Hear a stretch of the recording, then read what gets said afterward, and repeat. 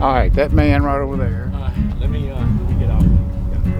Is Ken Hafner. We call his name. He calls himself Heavy D, and he got the auction hunt at the Foxhole Shootout that was donated by Kevin Burleson out here at Heart of Texas bow hunting.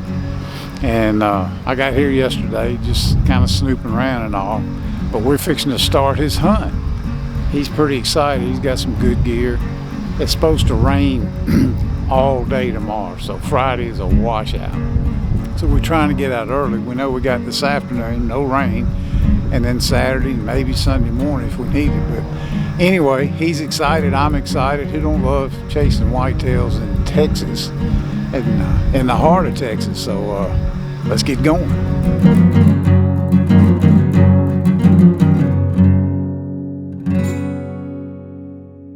Now, Ken, Sir? how many guided auction hunts you been on where they made you bring your own truck? What's up with that? Well, I mean, it's first time for everything, cuz. First time for everything. So. Yeah, I had to rent a truck, and I went and got mine, and it's 2-wheel drive, and I looked, it's been raining out here for a couple of days, and I sent Ken a text. I said, is your truck a 4-wheel drive? And he's like, oh yes. He sent pictures of winches and everything. So we just gonna ride out here in his truck and go from there. But I think he's seasoned enough to where like the ride in and out's about as important as the hunt. That's right. And if all else fails, we can phone a friend to come get us. That's right. As long as we can make it back to Jacoby's by supper time, we in good shape. Oh, yes, so indeed. We about to get this journey started.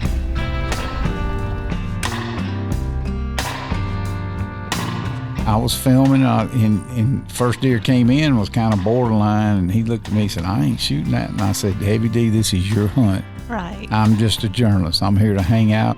He knew what he wanted, and it was typical Texas stuff.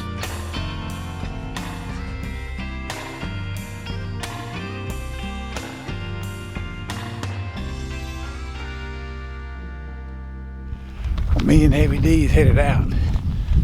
We've got a lot in common.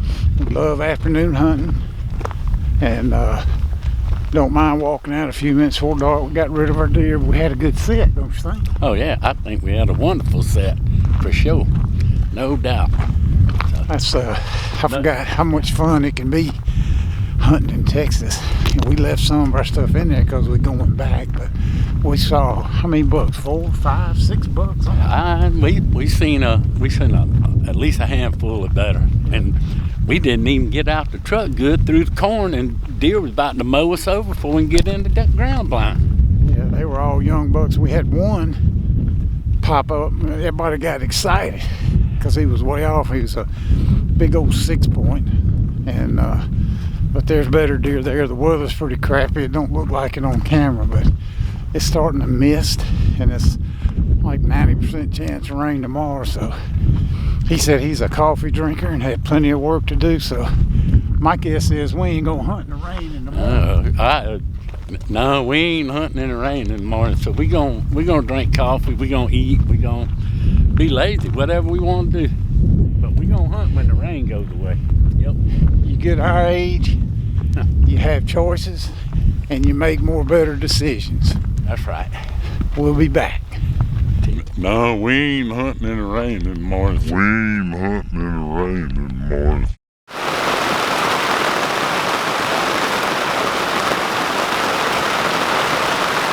Sadly, it rained on us all day Thursday and Friday till about 1 o'clock.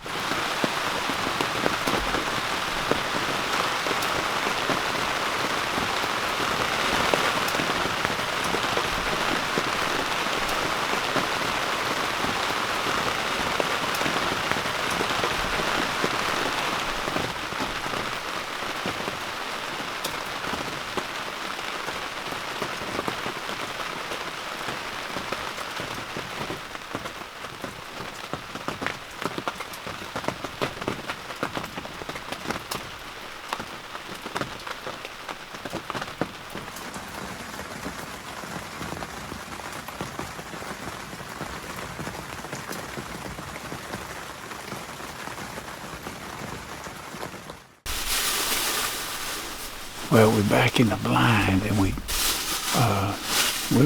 We weren't gone that long. It rained and rained and rained this morning, but it's about 1:20, 1:30 now. Yeah, 120. Yeah, 1:20, and the rain is gone. 120, yeah. The wind has shifted, so we're in good shape. But we're in for a long sit. But we saw one buck this morning, and 2 or 3 does, but we saw 3 or 4 bucks yesterday afternoon. So with the rain gone, temperatures dropped, the wind's out of the north, we got high hopes if that sun comes out. Yeah. We may need a flak jacket. Just hurry up and wait. So We got a little bonus hunt in yesterday afternoon, but the hunt was supposed to start today, so we here early. And when the rain finally quit, we were looking at our weather apps. He said that rain's going to be gone about 1 o'clock. I want to be sitting down. Well, it didn't get dark out there like 6:30. That's a long Yeah, set. that's a long set, and we saw 1 deer.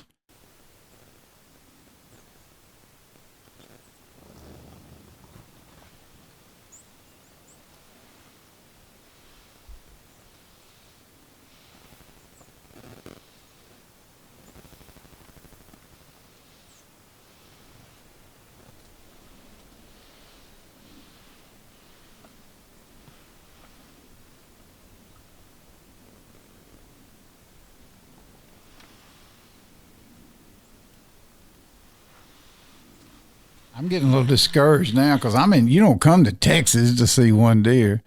So anyway, I think it was Saturday morning we went back in and got there extremely early. And here's what happens when you go out there.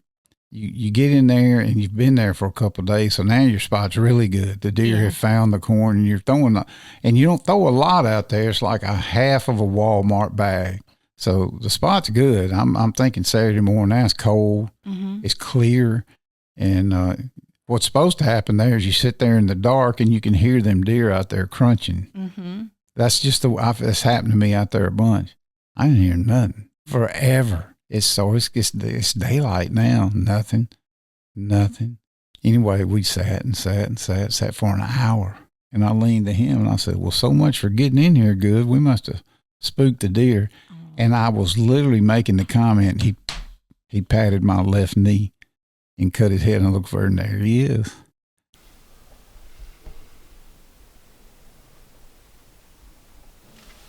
And he said, I'm shooting that one. And I'm thinking to myself, I know you are, because I wasn't going to let him. And the deer, he wasn't there long. He came out in front of us, and he stopped and looked around. I'm not sure because the rut was kind of just winding down a little bit. We saw a lot of deer chasing. Okay. And this one was just standing there like a monarch, just kind of turning his head. And he nibbled down one time and came back up, and I was convinced he was leaving. He was just passing through. Yeah. And he said, you ready? I said, oh, yeah.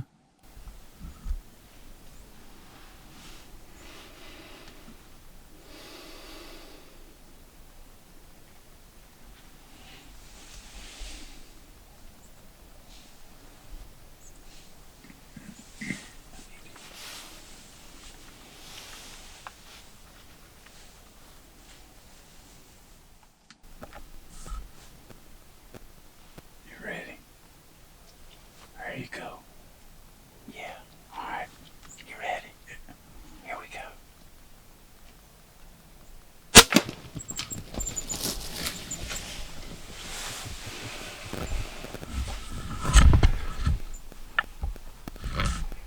How about it?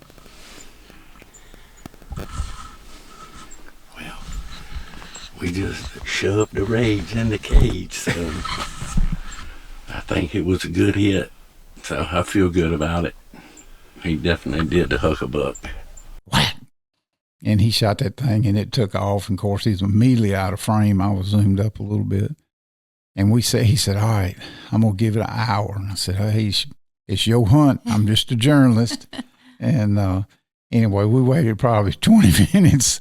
And he said, I can't stand it no more. We went out there, and we didn't. There was a little bud about 20 yards from there. But this thing left at light speed. All right. You ready to go close this deal?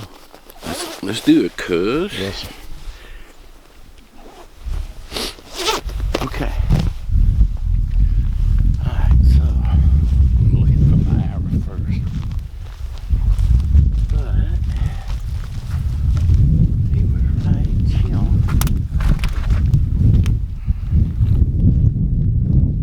Right about here, wasn't he? When I hit him? Yeah, you hit him. Which way did he go? That's what I... He went that way. Yeah. Better. A whole lot better. Look. It's like he stopped and pumped it out. Right there. There Holy he is. cow.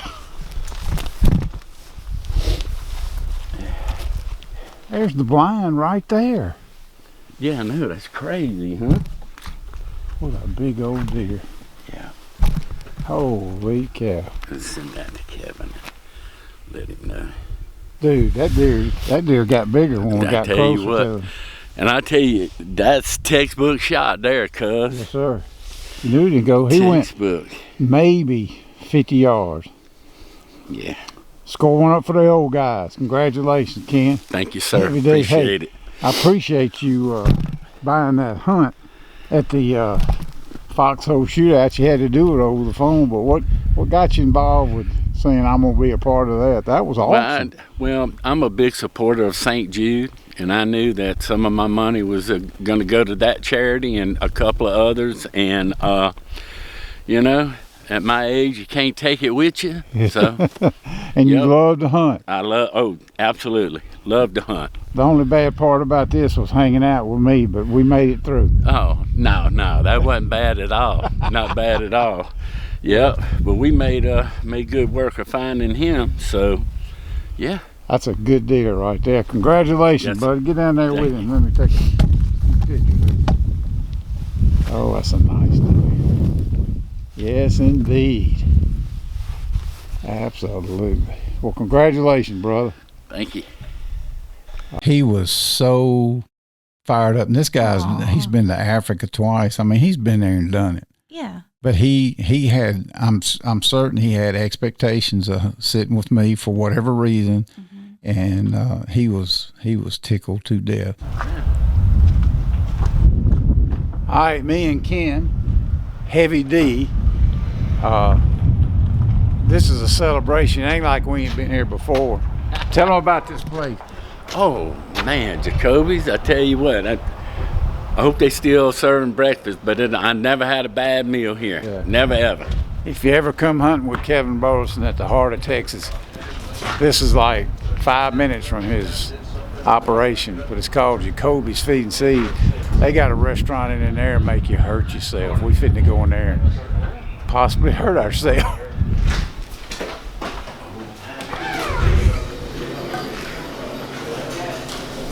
It's a smaller one.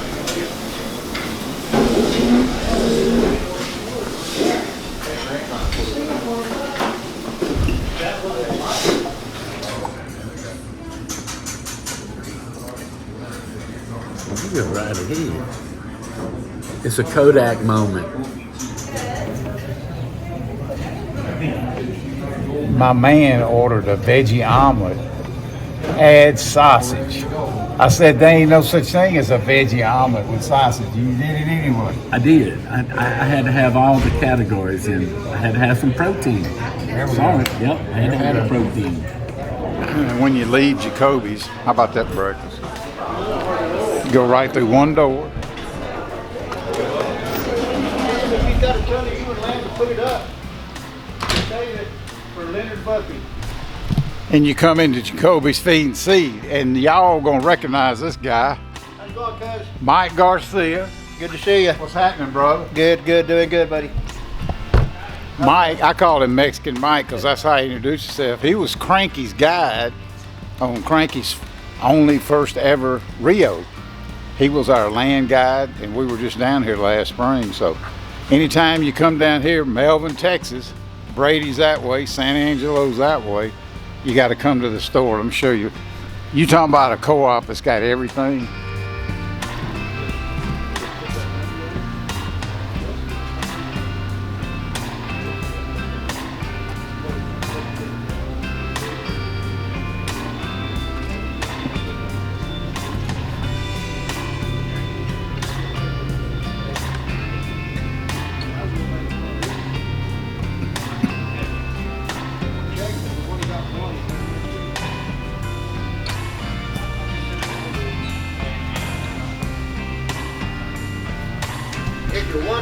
job, cuz. It's I it. got it, you don't need it. If you got a need in hunting, they got it. It's a full co-op. They do all that stuff, but he's got more cool hunting stuff in there, and that's cause Mike's a hunter himself, and he's like, hey, I got one of everything in here, but this is a cool stop. Jacoby's Restaurant, Jacoby's Feed and Seed. It's pretty special. God bless Texas. Got plenty. So Kev, how's it been so far? How's the Heart of Texas been doing? I think this is your third or fourth location. But anyway, the pictures on Facebook are like, holy cow, it's been a good season. Is that the case? It has been a good year. Everything starts with the springtime, though. Man, we had a great springtime. A lot of rain, a lot of extra growth out here, and the horns just really took off early, and we're seeing a real good everything from it. The turkey are good. The quail is unbelievable. I think we got 4 hatches of quail this year. But look at it out there. I mean, grass everywhere. Everything's in great shape. So the deer are really, really good. And you can pretty much watch my Facebook site and see how good it is. So Yeah. we've been doing well. It's people still have trouble believing you can run a lot of bow hunters through, keep the pressure down, and have that kind of success rate. But and I can tell them that's how it is. But that's just how it is, isn't it? it's a recipe. Isn't it? You know, it's not about how many numbers you run through, it's how you run them through it. It's how you get in and out of the pastures, not letting the people drive around. And you know, on a normal lease, people drive around all over the place, and that's what pressure is. Out here there's no pressure because they drive in, go set up and hunt, drive out, and that's it. And we only do it 3 days a week. So it's you know, it's all about pressure on it. It's not about the numbers, it's how you work those numbers to minimize the pressure. Well, you know, when I've got some buddies down here who just booked a hunt because they heard you on the Fistful of Dirt podcast, and they were like, how are we going to get deer in front of us in 3 days? Tell them what happens when you go set your spot up. You know, there are no feeders. There's no feed areas around here on these places that we put hunters. We put 2 hunters on roughly 400 acres, totally isolated. Nobody gets on that piece of property but them. Now this is all connected. This is a 21,000 acre ranch that's all together. But we assign an area of that ranch to 2 hunters, and they just go out in the middle of it, find a bush that'll hold their ground blind in that they could hide it in and make it invisible, throw a bunch of corn on the ground, and you know, get in there and start hunting it the next morning. Number one, we're blessed to be in an area that's got a lot of deer in it. It always has and it always will. But we minimize the pressure on this stuff. The way we do it, it becomes a sanctuary. Our 21,000 acres is a sanctuary in the middle of thousands of acres around us of pressured property. So the deer just pile in on us, and you know, these guys will walk in an hour before daylight, hop in a blind, and the deer don't know they've come in there or nothing, and they just smell corn from hundreds of yards away, and they just come. It just happens. Everybody does it. And that's the biggest question, you know, how are we going to find deer in 3 days? Well, you can find deer in 3 hours most of the time out here by spreading a little corn on the ground, then get hid. And so that's just the way it is. All about getting hid, ain't it? It's all about getting hid, for sure.